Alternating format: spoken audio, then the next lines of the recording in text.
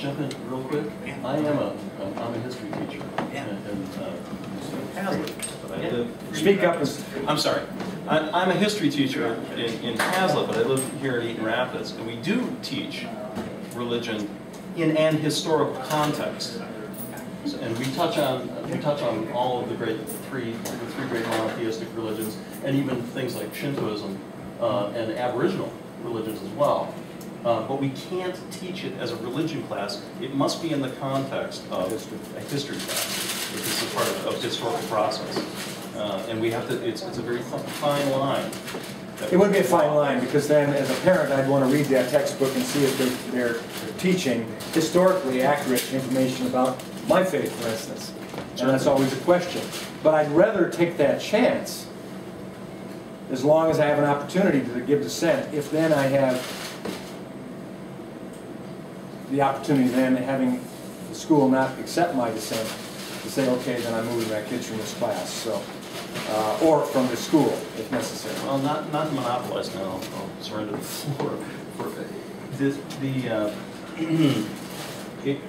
I get called out a lot. It's like, you're teaching religion. No, I'm not. I'm not teaching religion. I'm teaching history, and religion is a huge part of that. We can't escape it. It's inescapable, certainly in the American experience. Yeah, Jesus was a historical figure. I mean, Muhammad was a historical figure. Precisely. So, just to clear that up. Yes? Just to return to commerce, and one of my favorite presidents, Carter, when he was hit with the oil embargo, one thing that always strikes me in the oil leak in the Gulf, and whether we like to admit it or not, we have kids losing their legs, getting their brains scrambled over in Iraq and Afghanistan for oil, for energy. One thing that has struck me is noticeably absent by everybody, independent, Democrat, or Republican.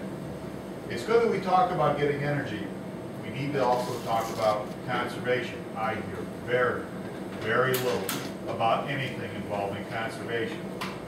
I had a hard time looking at the blood for oil bumper stickers, but it's, regardless of who it is, Democrat or Republican, if we don't start to learn a way to conserve and look for alternate energy and go along with some of the energy processes that are conventional, we're going to be in tough shape for our kids, not us, our kids. Well, I think, I agree with what you're saying, and like I said, I started out my college career at the university majoring in forest and land management.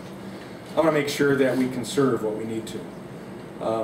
But I also want to make sure that we don't hamper. And right now, we don't have to worry about having a voice for conservation and environment. It's gone overboard to the point that the environment and conservation has almost become a religion for us that takes away the opportunity to continue improving. And I don't want to go back.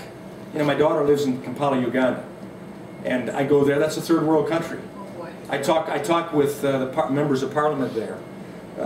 One by the name of Sebeliwe Mutumba. He's a Reagan conservative, and we hit it off very well. But he said, Congressman, what in the world is happening to your country? I said, Your Honor, what do you mean by that? He said, this administration just doesn't seem to get it. I said, no, wait a second. Let me make sure I understand this clearly. You're African. Our president is an African American. I'm a Republican, with the party started in Jackson, Michigan in 1854 under the Oaks, corner of 2nd and Franklin Streets, as the Emancipation Party. So I must admit, we are delighted that the color barrier has been passed. We just wish it had been Condoleezza Rice or somebody else like that.